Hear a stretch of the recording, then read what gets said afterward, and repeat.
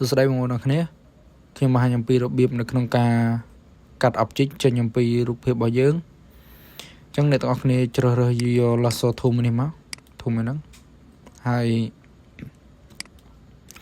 អ្នកទាំងអស់គ្នាគូវាអញ្ចឹងមកគូវាជប់ខ្ញុំសុំគូសាថ្មីសិនគូវាអញ្ចឹង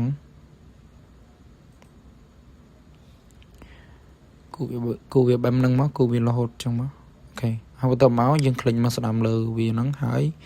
យកពាក្យថា fill កន្លែងនេះយក content aware នេះមកហើយបន្ទាប់មកយើងចុច OK មកនេះគឺវាបាត់ហើយអញ្ចឹងអាកន្លែង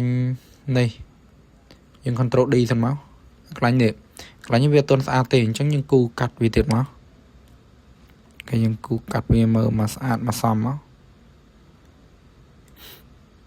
ហើយយើងคลิกមកស្ដាំយកពាក្យថា fill ហើយ OK មកអូខេកន្លែងខ្មៅនេះក៏អត់ទាន់ស្អាតដែរអញ្ចឹងយើង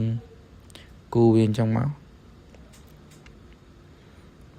គូវាអញ្ចឹងគូវាបានយើងคลิกមកស្ដាំទៀតមកយកពាក្យថា fill ហើយ OK យើង control D មកអូខេការកាត់របស់យើងគឺវាទទួលយកបានប៉ុណ្ណឹងអញ្ចឹងមានតែប៉ុណ្្នឹងទេ